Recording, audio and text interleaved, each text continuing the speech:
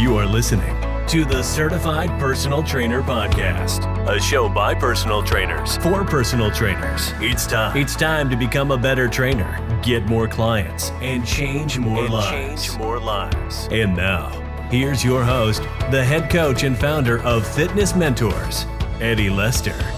So guys, welcome to our webinar. We are super excited about this one today. Thank you guys so much for coming. Like I said, if you are new to the personal training industry, if you are not new to the personal training industry, or if you're kind of trying to go look into a new path, you are in the right place. We're going to kind of go over how to choose your correct career path in this industry today. And we're super excited. So what we're going to go over today. So we're going to go over two key career decisions in the fitness industry. Now, I'm sure you're probably thinking there seems to be probably more than two. We're really going to touch on that in-person experience that you can give your clients, or an at-home in-person or at-home experience with your clients. We're going to really touch on those two things, and the in-gym, working for someone else or working for yourself. So we're going to go over all that today. And we're going to talk about the pros and cons of all of those career paths, guys.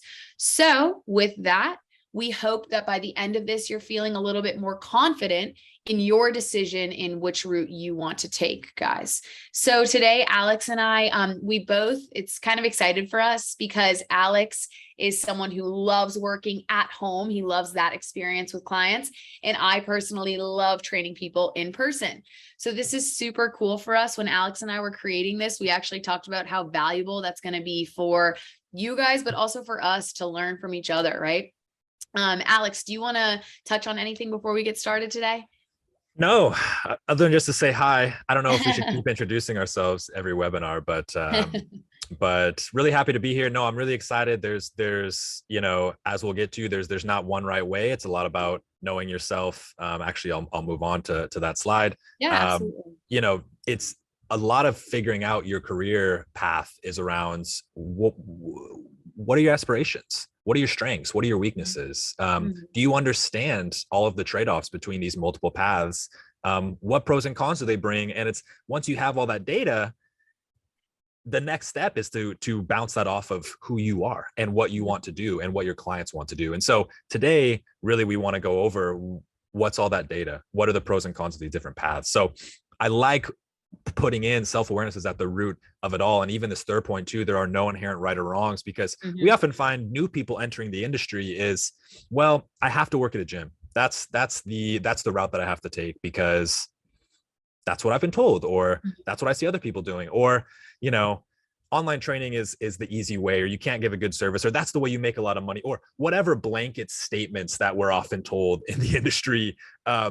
Oftentimes are not true. And so I encourage you, as we're going through this, to try to step away from your preconceived notions of what, the absolute right or best way to go about it, and shift and start thinking about what are the kind of objective trade-offs of these paths, and then what's going to make the most sense for me, because really that's the power in this, is how are you going to set yourself up for success in the fitness industry, and lead down a path that you actually want to go down, as opposed to just taking a path blindly without understanding the destination that you're actually going towards, and what that actually looks like. Absolutely. And for some reason, my slideshow, Alex, there we go. I just wanted to take Please. a quick pause. I think that there might be an issue with the chat. We are seeing that. I think there might be an issue. Are you able to see the chat, Alex? Sorry, guys. I just want to make sure that everyone's questions. It says that the chat is disabled. Thank you, Angela, for No chat on our end? Yeah, so someone just did write in the Q&A saying that the chat is currently disabled. So maybe there's a way that we can enable it. Sorry about that, guys. Sorry about that, guys. Well, one of the cons of working online is technical difficulty. This is, I was going to say, this is a con of working. No. It is a piece of it for sure. Sorry about Well, that. So we're gonna have someone on our team looking into that, and Alex and I yes. can continue. And if And it you looks guys, like the Q&A is working too. yes, I was So gonna it's, say, yeah. if we want to talk about anything or you guys have questions, just feel free to write in the Q&A, and Alex and I can look at them there. Sorry about that. Sorry about that, guys. We will get to your questions regardless. So Yes, absolutely. thank you for Absolutely. bringing that to our attention. And that's so funny. Yeah. This is perfect. This is perfect timing This is for this webinar. it's a perfect representation. I still love working online. So yes, self-awareness is at the root of this all. Mhm. No one, very few inherent right or wrongs. Don't believe these blanket statements that people tell you online. Sometimes they're true and sometimes there's truth to them, but really the power here is, do you have data, and then can you use self-awareness to make an informed decision for you? The other key perspective that I just want to share is, this is not a one-time line of thinking. This is not a, I'm brand new to the industry and I'm going to choose my path right now and never assess this again. This should be a continuous line of thinking that you have, and a continuous assessment of, am I on the path that is going to be most fulfilling to me and my clients and going to make me the happiest and utilizes my strengths the best, et cetera, et cetera. So I encourage you, even if, there could be something that you need right now that's beneficial for your next step forward that actually isn't beneficial in the next 5 years for your career. So it's something that I really encourage you to not think of it as a start and an end, but think of it as a continuous line of thought. Yeah, Alex, I love that idea of having a continuing assessment throughout your whole personal training career, especially on this topic. I know from a personal standpoint, 5 years ago, as a personal trainer, I wanted to be in that gym and I needed to be in a gym, right? That's what I needed to utilize my strengths, right? I think I would argue COVID made my strengths change, which is also going to happen, right? As we grow as a trainer, they're going to change, they're going to fluctuate. But I love that idea of, every 6 months to a year, just being like, am I utilizing my strengths by working at home or in a gym or for this certain person or for myself? I think that's super valuable. I think having a continuous assessment on most things in life is super valuable, obviously, but definitely when it comes to this topic, because it will change, right? That's just one of those things. You might outgrow one of these, and you might want to change your career path for different reasons and things that you need at that moment. So that's super, super valuable. And for everyone watching today to keep that in mind as we go through these pros and cons, because they're going to hit you in different ways, right? Everyone's in a different place in their personal training career. So super important to remember. Yeah. And yes, thanks, Patrick. Hello. Yeah, the chat. We're figuring out how to get the chat back up and running. It was disabled for some reason, but the Q&A is still open. So awesome. Beautiful. So let's dive in, guys, to our first kind of like key decision when your first fork in the road of the industry is like, do you want to work for somebody else or do you want to work for yourself? And there's pretty heavy pros and cons. And again, hopefully it's obvious now why an assessment of this on an ongoing basis is valuable, because this could change. And you don't have to choose one path for your entire career. I've done both. I've worked for other people and I've worked for myself. I prefer working for myself. But it's so much about what you need now. So let's look at just working for yourself first, and let's kind of understand the pros and cons of what that is. So obviously, if you're an independent trainer, you're working for yourself, you're gonna have a lot more freedom in terms of financial decisions. You're gonna be getting all of the cut of the money. You're gonna have more flexibility in terms of the hours that you work and the actual work that you do. It comes with more flexibility and freedom to make your own decisions. You're able to choose your coworkers, you're able to choose your work environment. It's a freedom of choice that is often taken away when you work with somebody else. It's not inherently taken away when you work for somebody else, but oftentimes they run the company and their decision matters more than yours. And so for a lot of people who are more entrepreneurial, who struggle with authority, I'm definitely in line with that. I'm not saying that's an inherently good thing, but just knowing myself, this often is a relatively decent path for you Um, with that freedom and with that flexibility comes with more responsibility. It comes with less predictability. It comes with, you're not getting a set paycheck every single month, guaranteed, regardless of what you do. There's going to be more inconsistencies in pay. If you don't get a client, and the client acquisition is likely going to be in your hands, well, you're not going to make the income from that. Yes, you have the upside of, if you charge 60 an hour for your session, you get 60 an hour, and then you have to set aside some for taxes, but you get that whole chunk. You know, if you work for a gym, they're going to take the vast majority of that. But the gym also gives you clients. So it comes with a lot more responsibility than working for somebody else. It's also a little bit challenging to separate work life. Again, having a job where you go into a work environment gives you structure. It says, this is when I'm on, this is when I'm off. So I have worked for myself for many years. You can build this structure. It's just challenging. It's harder. You have to have the responsibility internally in order to do that. You have to, you know, in my very early years of working online and working for myself, I hated working in my apartment. I needed a new environment. I didn't have an office to go to. I didn't have somewhere to go. So I bought a curtain and I put it around my kitchen table that I could I installed it, and then I would put these prints of like these other places, you know. I'm like, I need to transform myself that I'm on the beach. And like, that's what I needed to work. So, you know, it's totally doable. It's totally possible, but just a lot of the things that a company will take off your plate now becomes in your control, because we're also thinking about things like bookkeeping, accounting, you know, obviously client acquisition, marketing, you know, every piece of a business that operates. When you work for somebody else, you're a cog in the system. And when you work for yourself, you are the system. So there, you get the upside, and it requires more input, more control, more responsibility. Absolutely. You have any more thoughts on that, Sam, for that one specifically? Yeah, I kind of love that idea of like, you are the system, you know. I think that a lot of people also hear about working for yourself and they imagine only the pros. I'm gonna say that. Working for yourself is excellent. It's wonderful. I think here at Fitness Mentors, like, we all agree with that, right? I know, Alex, you and I do, right?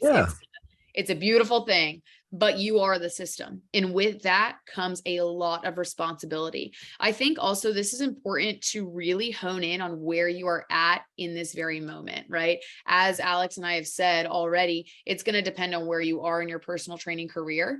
But for one, I will say this: when I started my personal training career, I knew I was actually not ready to work for myself. I needed that in person, in the gym experience, because I knew no one where I was, right? So I really didn't know how and where to build my clientele. So I wanted a gym to help me out with that. So really honing in and thinking about, what do you need versus what do you want, right? What do you need in this moment versus what you want in that moment?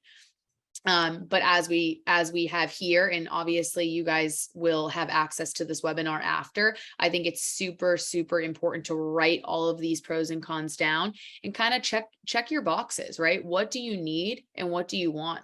Refer back to this list. But yeah, Alex, I mean, everything you said is super, on point. And yeah, I don't have much to say other than just really, really hone in on what you are needing at this very moment of your career. It will change, right? You want it to change. We want your personal training career to be well-rounded. But if you want to work for yourself, look at these pros and figure out, how do I make these happen, right? That's the beauty of it. You can be the system. There are resources, right? See, and this is how it comes back to self-awareness, because for some people, working for somebody else provides them exactly what they need. And we'll get to that in a second. Absolutely. And for other people, working for yourself provides them what they need. And it's a willingness to accept the trade-off. So this is why we're very much like, just understand the trade-offs of these paths. Yeah. And are you willing to accept them? Right. Because when you work for somebody else, let's kind of move over to that section now. Mm-hmm. You have an ability now to focus on your coaching probably more than you would in the short term of running your own business. So what I mean by that is a lot of times when you work for somebody else, whether it's a gym or whomever, they handle client acquisition. So clients are already coming to them saying, I need a trainer, and you're a trainer in their ecosystem. So you don't have to be the one to go out. Sometimes you do, but it's more rare that you have to be in charge of client acquisition in this arena. More consistent and predictable pay. So sometimes you'll get like a monthly base pay plus your client pay or whatever it may be. And so there's just more predictability around what you're going to get paid, when you're going to work. Oftentimes at big box gyms, you know, people have a pretty steady stream of clients because if you work at a 24 or whatever, they've already done. They're a huge organization with great branding. They've already done the marketing stuff for you. They already have potential clients that are coming through the door asking for trainers. So it allows you to coach and get in front of people without having these other skills. And then obviously, you know, we think about you're not going to be having to do any of the accounting or the, you know, other pieces of the business that another company would just take off of your plate for you. So it's definitely not less stressful. You know, it can still be as equally stressful to maybe, but it's a little bit more focused oftentimes. You know, a lot of people who start their own business, and I'm somebody who helps people, fitness professionals specifically, build businesses, is you reach a point where you hire people because you don't want to be the one who's doing the bookkeeping and the marketing all the time. You don't want to be the one who is having to do things that other people could do. That takes you away from actually coaching. So that is eventually you'll likely get to that point regardless, unless you want to say one person show, which is obviously fine too. On the flip side of that, because somebody else, some other organization is doing a lot of the work for you, they take most of the money. So if they, you know, if a client is paying $80 an hour at 24, you know, maybe the trainer gets 20 of that, maybe. And so it comes with, depends how you look at it. This structure could be a con for a lot of people. So you have less control over how the company operates, less control over values of the company. How are they marketing? They're speaking on behalf of you as a coach. You don't really have control over that. Obviously you can leave. Yeah, that's always an option. But you don't have a say over what they do, what kind of voice they have, how they position themselves. Lower ceiling for finances, you know, and that's just kind of true across the board. You can absolutely make a great living working at a gym, working for somebody else, no question about that. The ceiling is just lower. You know, there's just not as much of a possibility. And so, yeah, go ahead, Sam. I was just going to add in, guys, also just, this is from an outsider perspective, but also someone who's been on this side of things. I encourage you to also always do your research with any gym that you will work for, because some of these pros that we're talking about can fluctuate a little bit. I know some gyms that hire you as a personal trainer will also have you doing some other tasks. Alex, I'm not sure if you have had this in the past, but I know at a certain gym I worked at, I was getting, I was getting paid per session from my clients. I did not have an hourly, but I was picking up weights every couple of hours. As that gym's kind of, that was in my job description, right? So do your research and kind of know what you're going into if you are going to be working for a gym, because sometimes those hours, more of those hours, those predictable hours, which obviously if you need those, that's an excellent form of work. But sometimes they're not going to be training people, right? There might be cleaning, there might be other things, which, like I've said here, this is a huge pro. If finances are something that you're really needing and you want those extra hours and you have the time, absolutely go for it. Working for a gym could be excellent for you, but do your research. Always know what you're kind of getting into there. Totally. I just always want to say that to my people that I help out, mentoring or, personal trainers that kind of don't know where to start. I always put that into there. Absolutely. No, it's a great point. I absolutely have been there working the floor and stuff, and it's a part of it. But again, at that time, I was working the floor because I wanted to work at a gym and get experience. And then I became a trainer there. You meet people on that floor. You meet people working out. They come up to you saying, "Who are you?" Automatically, boom, connection, right? So that's another pro, right? Absolutely. I have to pause, and I have breaking news for everybody. The chat is live again, and it was in my power the whole time. So, Alex, it's okay. The chat is live. I think that just it's working. That is working. Absolutely. Yes, Colin. Woo! Thank you for confirming. Beautiful. All right, we're back. I couldn't hear people's. I couldn't get people's thoughts. I was feeling blind. Okay, good. We are back, friends. So, just to wrap this up, maybe this is semi common sense, but like Sam said, it's a really good point. We often think about just the upsides to these paths. It's like working for yourself sounds great. Of course it does. I mean, but just understand. And trust me, I'm one of these people where I'm like, heck yeah, working for yourself sounds great. Just understand what it takes. It's more upside, but more responsibility. So not bad. And same with working for somebody else. Less upside, less responsibility, more focus. So absolutely. This is also why we're like, think about what you need right now too. Yeah. Timing. So let's jump to the other kind of big fork in the road in the fitness industry, which is, do you primarily want to work online? Do you primarily want to work in person? And by the way, guys, these are not mutually exclusive. You can do both of these. We still want to outline the pros and cons, but you can absolutely do both of these. In fact, many of our students run a hybrid model, which is both.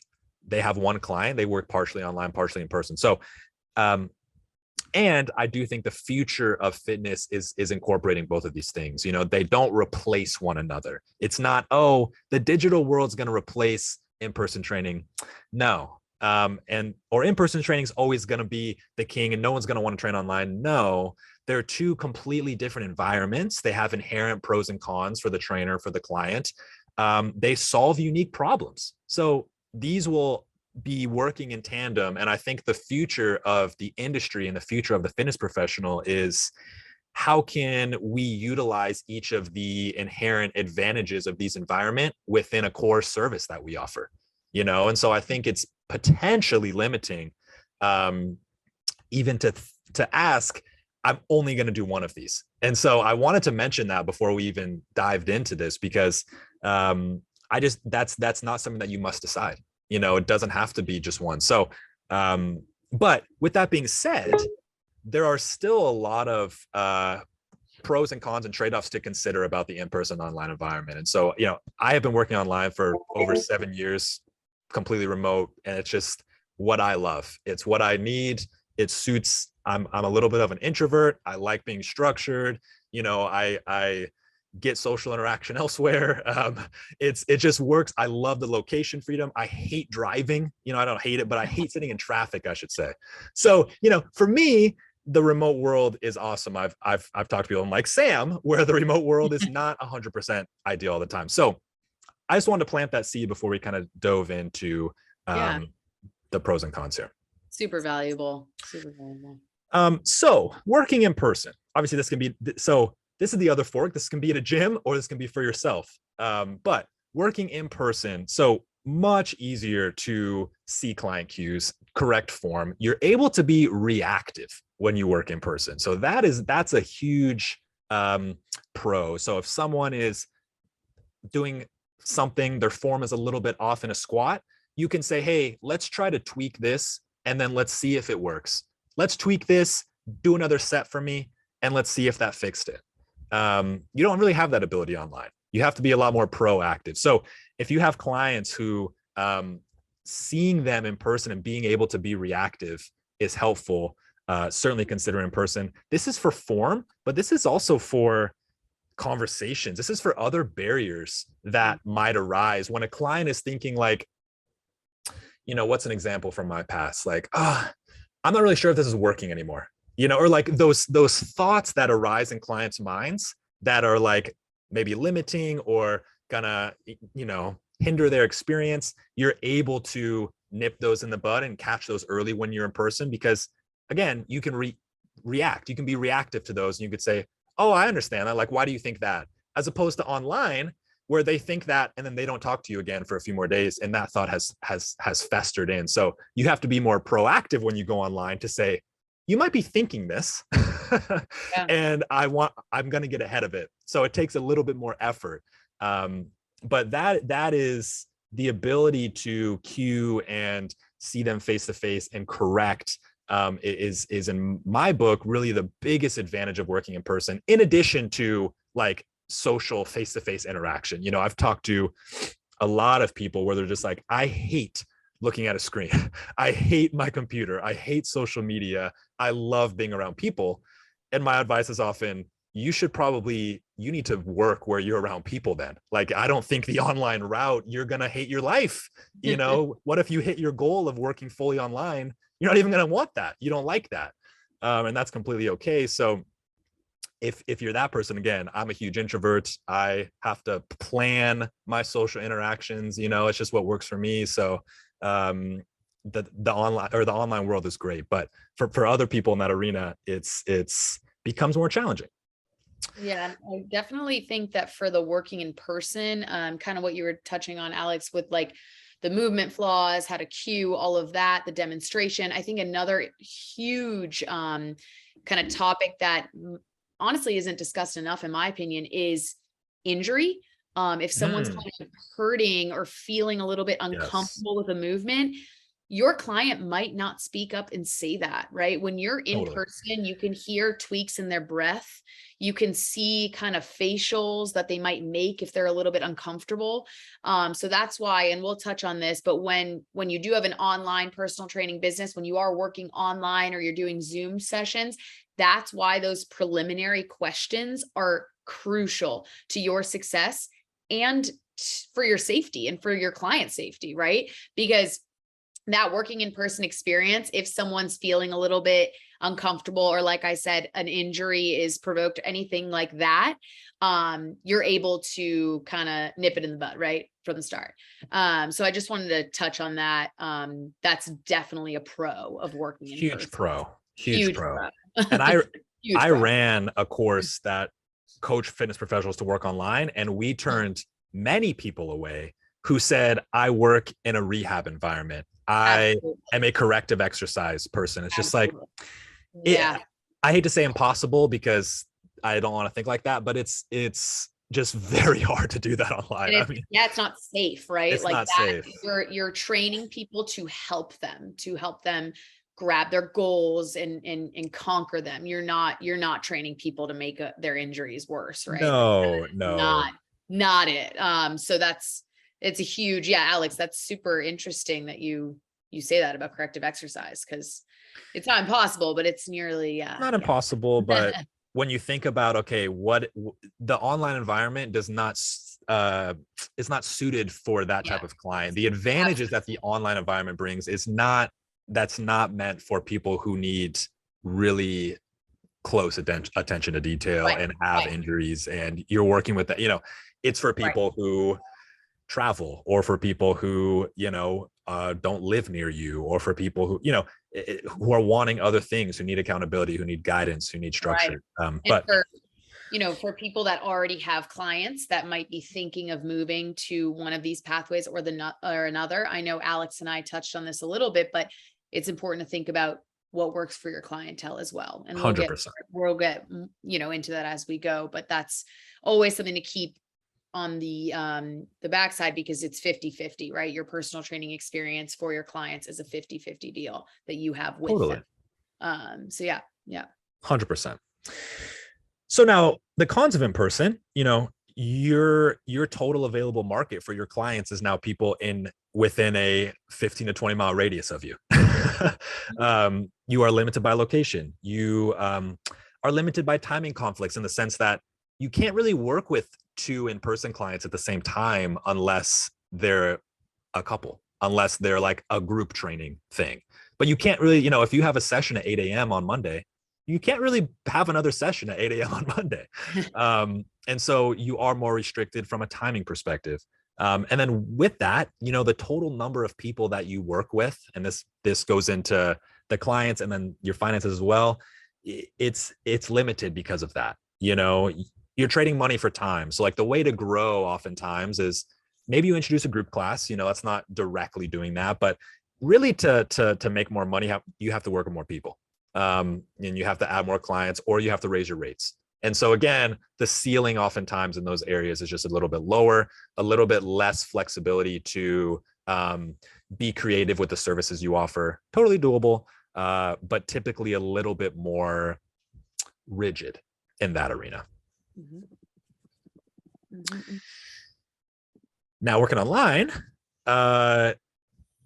lower operational costs. So obviously much lower overhead. When you work in, and I'm going to just sing the praises because again, I just freaking love working online, but when you work in a gym, you don't really get paid for the time that, you have to drive to the gym. You don't really get paid for the time that you have to build their programs outside of the session or log their stuff or whatever it may be. When you work online, you can factor that in oftentimes to your pricing. No commute or location limitations. We, at the course I ran for the last several years, we had people in 88 countries.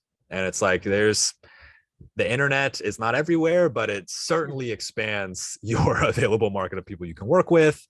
Few timing conflicts or limitations. Again, because oftentimes when you work online, now I'm getting flashbacks to our How Do You Work Online webinar that we ran a couple of months ago. But you can do a live session, of course, where you're there with them live, which again, this doesn't then fully translate. But most people who work online, their clients are doing the work without you physically present live being there. And so it erases a lot of you can have 6 clients working out at 8 a.m. on a Monday, and you could be working with an in-person client at 8 a.m. on a Monday, so you're able to expand who you're able to work with in that arena. And then I added this in, and I believe it's true. You just have increased life flexibility. So not only are you limited by location for your clients, you're not limited by location for you either.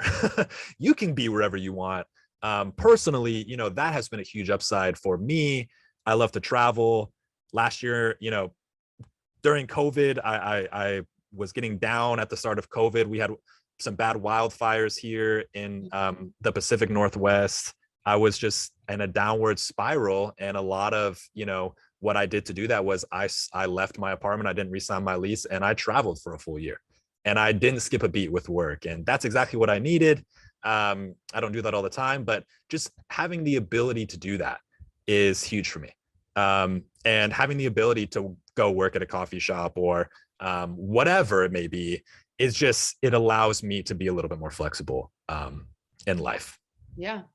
And if you have a family, if you're wanting quality family time, working online can allow you to plan your schedule for family time, right? That's such a and that might be one of those things where at first in your personal training career, you didn't need that, but now you're kind of at a place where you're seeing it, conflict with going into a gym all the time with your clients. Maybe this is a time where you're contemplating, like you said, Alex, picking up another job that's at a coffee shop, or maybe it's kind of hobby based, something that you've always dreamed of doing. And now you're seeing your personal training career kind of allowing you to think about maybe having something else going on. Maybe it's, you have a baby, right? Life happens. And that's why working online is so beautiful and wonderful, because you can allow life to happen and you cannot feel like you're missing out on it. Right. When you work online. Yeah. Absolutely. Which was the biggest advantage of our students that we helped, was just like, they wanted more flexibility to do life stuff and not have to do always, be as rigid as into work stuff. So. Right. Absolutely. And when I mentioned work at a coffee shop, I just meant like me work like go bring my laptop to a coffee shop as Oh. opposed to like get a job at the coffee shop. Well, you know what? I love or either one. I was here for it because I know. I have a girlfriend in San Diego, and she trains people online, but she is a diehard coffee girl. So Sure, every Saturday she works there for like 5 hours just to get her fix. So that is hilarious. But hey, you know what? Increase life flexibility. Absolutely. She can do it, you know. Right. That is funny. Oh man. That would defeat the whole purpose, but yeah, right. Well, same, but you know.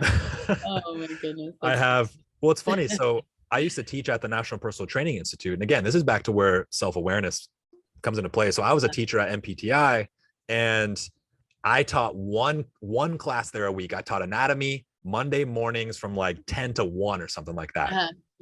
I had to quit because I realized this one little day a week is holding me back from like living my remote life that I want to live. And I could not do it.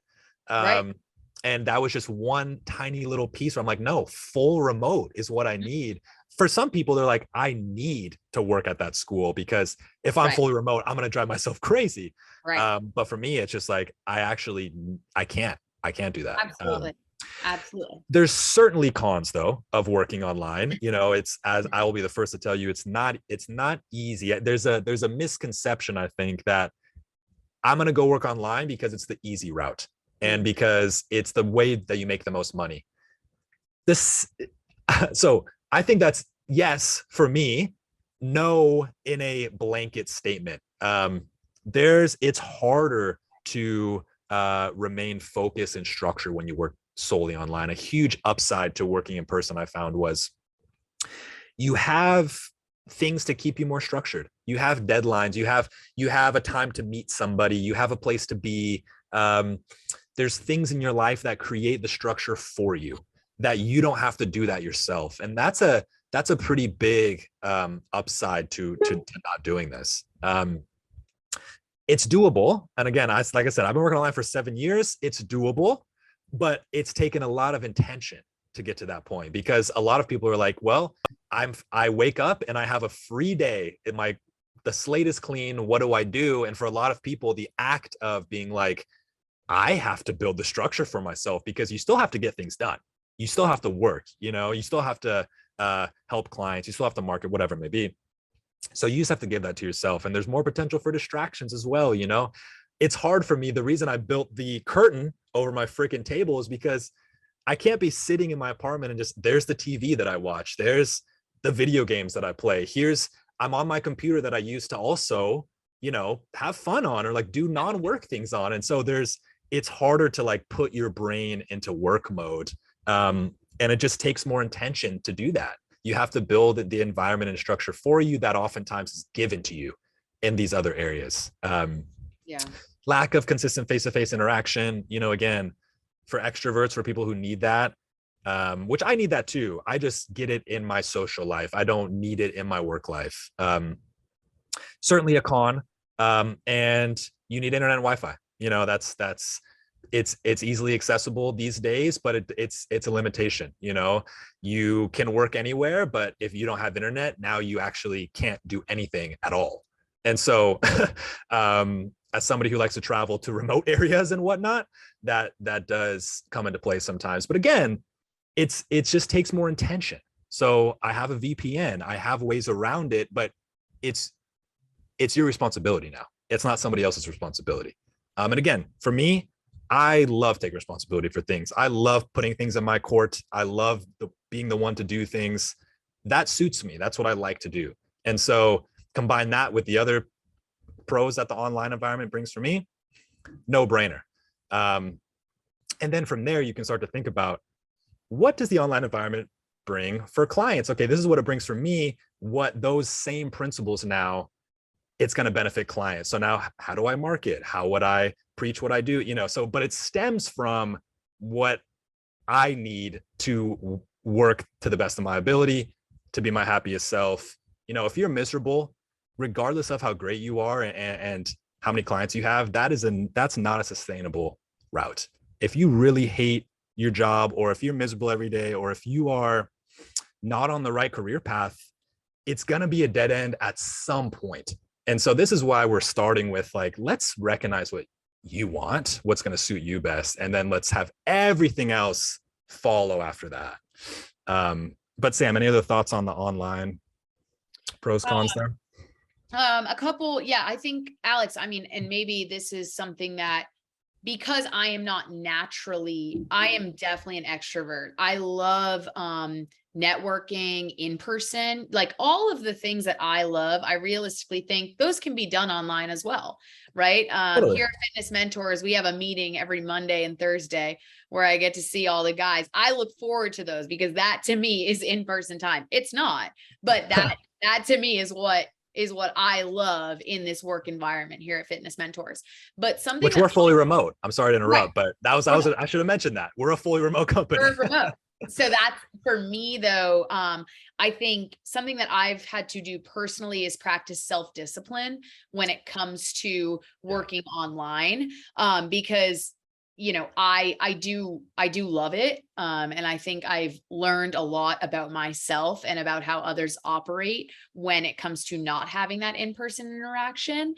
So I do love it, but I think something that's helped me, and so I just want to tell everyone about this, is practicing self-discipline, because distractions, and as Alex mentioned, we use these devices that we're working on also for fun, right? I know a lot of people love Xbox and blah, blah, blah. They have all these other things on electronics that they use also to work on, right? So that's something that I think can be valuable.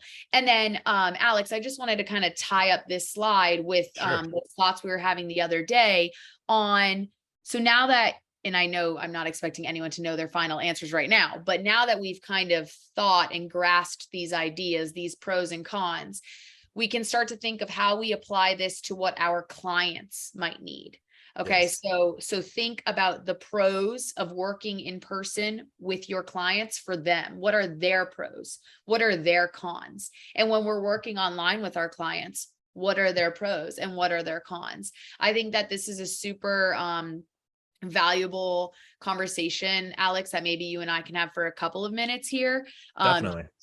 Just to kind of get wrapped into that. I know personally speaking, and I will say this, and this is not for everyone, most of my personal training clients within my personal business like in-person training sessions.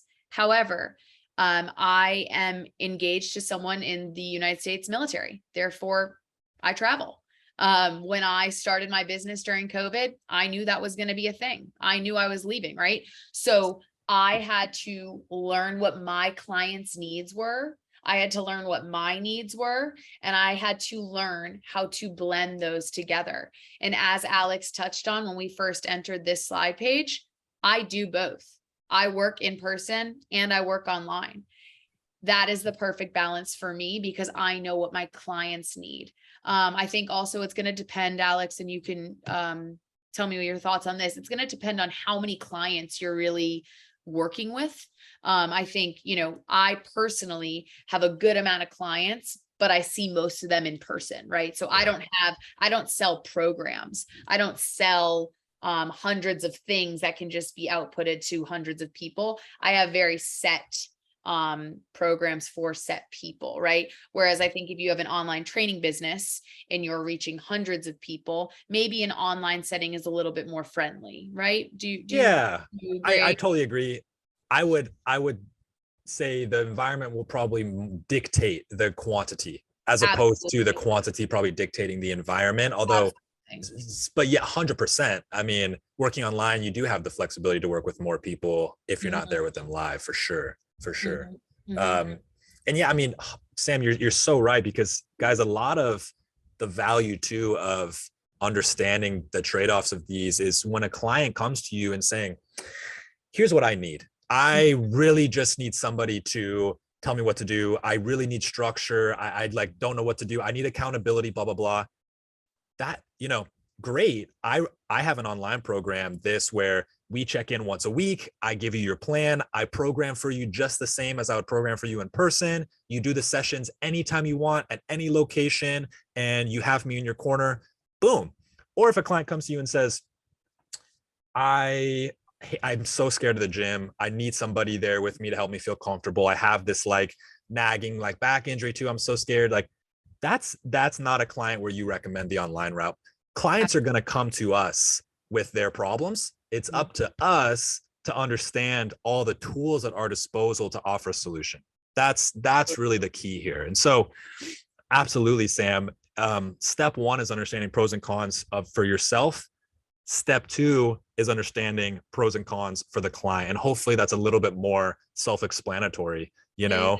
And, you know, if someone's traveling, if somebody can't meet with you every time, if you have an in-person client and they say, and they always cancel, or they are always traveling, or they are move or whatever, hey, no worries. Actually, I have this route that I think is actually going to suit you better for these reasons, better than the in-person. And so, but you would never be able to say that if you didn't understand what inherent advantages that the online environment brings versus in person, or vice versa. So 100% valuable to consider that from the client perspective. It's just tools. These are just tools that we have at our disposal. They solve unique problems, both for the coach and the client. And when someone presents a problem to you, it's just expanding your toolbox. And this is why we like a mixture of both. But it does start with, you know, it's okay not to have a mixture of both. If the thought of opening your computer makes you want to gouge your eyes out, that's okay. You know, it's you don't have to do it. But this is why we encourage you to consider that, because it's just an expansion of services. It's not I'm going to replace what I'm currently doing. So definitely powerful to look at it from the client perspective, and understand, just like you're thinking about yourself, what environment's going to suit them. Absolutely. Be prepared. Be prepared. Be prepared. So those are kind of the two big questions when you're entering into the industry that are powerful to think about. Do we want to, can I go back? You want to work for yourself? Do you want to work for somebody else? Do you want immediate kind of freedom and flexibility over decision making? Do you want to take control over these certain things in your business? Do you want to run a business? Do you want to take on all that upside? Or is it valuable for you right now to go into an existing system that you don't have to build, so you can focus on coaching a little bit right now, so you can work with a wide variety of clients, so you don't have to think about that other stuff, understanding that the upside's a little bit lower, that the ceiling is lower, you have less control over what you do, you have to fall into somebody else's system.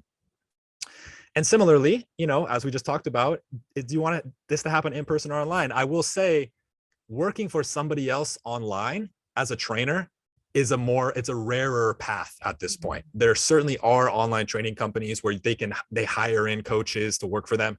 Definitely a possibility. The majority of people working online are doing their own thing. Now, I know people who work for a gym and have their own business online. And I'm sure there's an immediate reaction of, how can you do that? Is that not non-compete laws and all this stuff? There's ways around it, especially because online is not competing with anybody in that area, and in-person is only competing with people in that area. And so we found success with getting that approved from gyms by saying, I'll only work with people outside of a, 50-mile radius of this, or whatever it may be. But the online space is you're often doing your own thing. But again, what's going to make sense for you? So Sam, do you kind of want to kick this off a little bit? And I'm going to plug my computer in so it doesn't die on these people. Absolutely. Yeah, guys. So, at the end of all of this, we are going to ask ourselves, how do we know what's right for us, right? How do we make this decision? As we've touched on, is there going to be kind of different pathways we might take at different times in our career? Absolutely, right? But at this moment in time, how do we know what's right for us, right?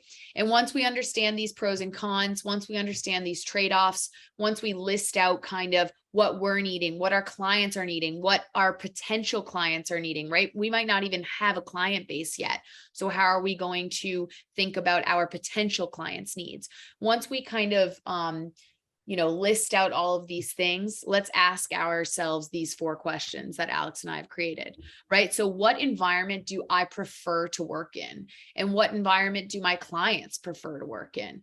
I think that's probably the biggest, as Alex touched on a little bit ago, some people aren't comfortable in a gym yet. That's a huge thing that people don't talk about. I know a lot of my female clients, especially, that's the first thing they say to me. That's literally the first thing they say to me. They say, Sam, I want to be able to walk into a gym and go to the weight room and not the treadmill section, and to be confident, right? That's an environmental kind of con that they're facing, right? So we want to know what my clients want and what environment do I prefer to work in? How do I succeed in the best way possible? Is that within my apartment training people on Zoom? Is that in a gym, right? How am I best succeeding? I'm sorry, Alex, did you want to touch on anything with that environmental, that spatial? Nope. I think that's great. Awesome. So the next question, guys, what do I need right now to move me toward my ultimate end goal? I think that this is probably my favorite out of the 4, because it goes back to self-awareness. It goes back to really honing in on what you're needing in this very moment.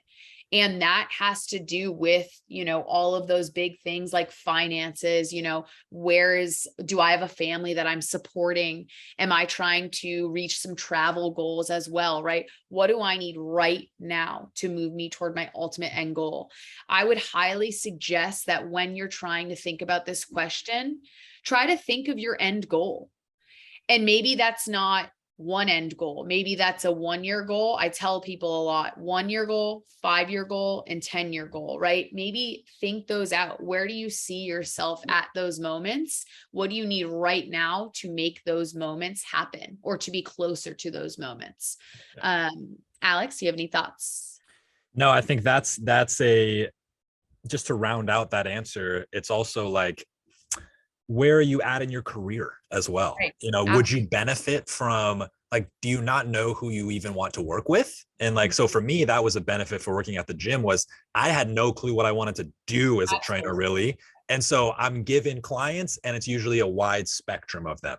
And so in that moment, and this was in college, I was like, this is what I need at the moment. And so it's more of what's a stepping stone that's directly in front of you right now, and what out of these trade-offs is going to help you take a step forward. And you only really know, to Sam's point, like what that step forward is if you understand like what you're striving towards in the first place.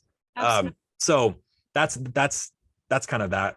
But and it's okay to say, I need a lot of clients right now, or I need experience like working the floor. I think someone said in the chat, it was like, working the floor is a necessary evil. Yeah, I mean, I agree.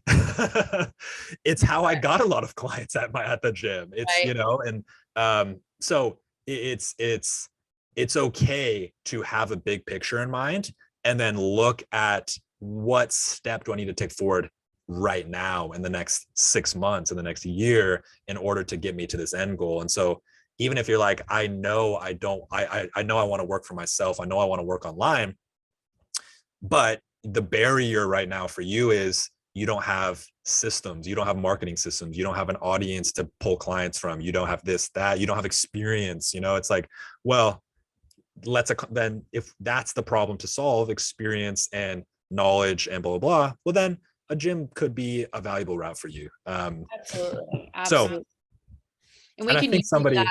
Oh, sorry. No. Did someone ask? I was just going to say, it was answered. I was just going to say, someone asked in the chat, how does legal liability work in terms of online training? And Matt answered. Matt, good job saying you're not a lawyer. That's the first key to any legal advice. So yeah, obviously we're not lawyers, but to Matt's point, very similar. When I ran my online business, essentially what I did is, and again, this is not advice, but I searched templates for like release of liability. That was the big one. And then terms of service was the other kind of big one. And I would just kind of tweak the templates to reflect the services that I was offering. I spent like $200 or something I ran them by a local lawyer, just be like, hey, here's the services I'm offering. Here are the people I'm helping. Does this check out? They say yes. And then it's like, I don't really think about it again. The box to check is the same. You still want to release your liability. The only other caveat and like thing to mention to a lawyer or like to keep your mind on is if you work solely online, you might never see them ever face to face. So that adds a little bit more complexity to the legal side of things. Oftentimes is you're never going to see them. You've never seen them and you never will see them. I know when like trying to get insurance, oftentimes that can be a struggle. Insurance companies are like, you've never seen the person. But now with online, especially during COVID, every legal organization that you will go to for this will understand how to operate online. So many people are operating online now. It's a norm. So the boxes to check are the same with just those like small few caveats, but I always recommend just like doing what you think is best that reflects your services from like a template and then running it by a lawyer. That like framework has been helpful for me. Great. Yeah. And then, just to close off this slide, guys, which path best suits my strengths and weaknesses? I mean, that's kind of what we can use that example that we were just talking about above. If you would consider one of your weaknesses, perhaps being that you don't have a lot of clients or your networking isn't where you want it to be, you need to network more, you need to meet people in the industry more, perhaps working in a gym would be great for you at that moment in time. Right. So listing out those strengths and weaknesses. And I think that can be a wide range of things. If your strengths are training people for powerlifting competitions, I think there's going to be, that's going to be I may not be able to do that online, but if you need to do it online and that's one of your strengths, how are you going to do that online? Right. So just really thinking about, what best suits your strengths and weaknesses at that moment in time. And again, just to reiterate, online and in person are just different tools. The boxes to check are the same. I've worked with so many people who have wanted to transition from in person to online, and they think it's a whole new world. It's a brand, and it's like, it's a whole new delivery system. Absolutely. But your expertise is still there. Your expertise is the same. What do you do in person? You assess a client, you build rapport with them, you get to know their barriers, their goals, their blah, blah, blah. You do all of that online still. What do you do in person? You program for them, you check on their progress, you update their programs, you check in, you guide them. All that still happens online. It's just a matter of what are the tools that you're using to deliver them and what advantages do these environments hold. So I think it's helpful to not necessarily think about them as like two completely different, like I need to relearn anatomy because I'm going to go work online. It's like, no, you still know program design, you still know anatomy, you still know all that. Where it becomes challenging is now you need to deliver that and with the same impact as you do in person. And that's the hard part. That's the part that we teach you in our courses. That's the part that, that's the difficult part, but the expertise and the knowledge, that stays the same. Absolutely. And I'm sorry for this typo. My OCD is upset about that. So okay. That's online. Exactly. Yeah. Here's another con of online. Every error we make is just an example. See, this is, if we weren't working online, this wouldn't have happened. Alex. And I mean, a huge reason I work online as he climbs out into my lap is my dog. he's a little potato, and being able to spend time with him is so great. I know, he's like, I'm famous. Yeah, he's like, I'm on the big screen. So that's really it, guys. That's the information. We don't want to overwhelm you. What we would love to hear, and we're here to help, is kind of just like, where's your head at with all of this? What can we answer for you? What questions do you have? What are you thinking after hearing this information? Are you leaning towards a path? We would just love to know where your head's at. We're also happy to answer some questions. And then while you're thinking about that, we wanted to mention that we do have, and this is kind of brand new, not really in the public yet, but we're kind of getting it off the ground right now, is a paid mentorship program where we really come to you and guide you specifically on your own path. And so we wanted to mention that, and Sam can talk a little bit more about that as she's one of the mentors in the program. But we wanted to mention that on this conversation, and we'll post links in the chat as well. But it's really as simple as getting really specific guidance around your barriers and your aspirations in an environment where the sole focus is you. And so if you're really craving, again, it's another tool at our disposal to help you in a way that we can't help you otherwise, really. And so if you're craving specific mentorship and really nuanced guidance, definitely keep this in mind. Or if you want somebody to really chat about this with and help you carve a path forward that's specific to you, definitely keep that in mind. We'll post links in the chat in order to do that. But yeah, do you want to say anything about that, Sam, or? No, guys, I would love to speak. If you guys also have any questions about it, feel free to write them in the chat, or you can email me at samantha@fitnessmentors.com. I can throw that in the chat as well. But yeah, guys, I would love to, assist any of you. If you're feeling like you need to kind of learn some specific skills and knowledge that are I am struggling to speak, are relevant to your personal goals. Or if you're needing like a sharper focus, right? I think sometimes we have all this information and we kind of feel like it's so general. Sometimes we really want to hone in and talk to someone one-on-one, right? And that's what I love about this new mentorship program that we're starting. So if you kind of think that would apply to you, or if you want to check it out a bit, definitely feel free to hit me up on email or our Discord community. We do have a Discord community, guys, and Coach Miguel he's shooting in right now the Calendly links for those mentorship sessions. And he's also gonna post the Discord link in that chat. So if you want to reach out to me about those mentorship program sessions, I would love to assist you guys. And he also just posted my number. Thank you so much, Miguel. But yeah, my phone number. Miguel. Yeah. Hit me up. Wide eyes. Yeah. I'm like, that's my phone number now. Really the takeaway here is just text Sam literally anytime you want. Whenever you need. But yeah, guys, super excited. We're really here at Fitness Mentors, we are super excited about this program. It is super important to us that we have that one-on-one experience with you guys. We take our customer service super seriously.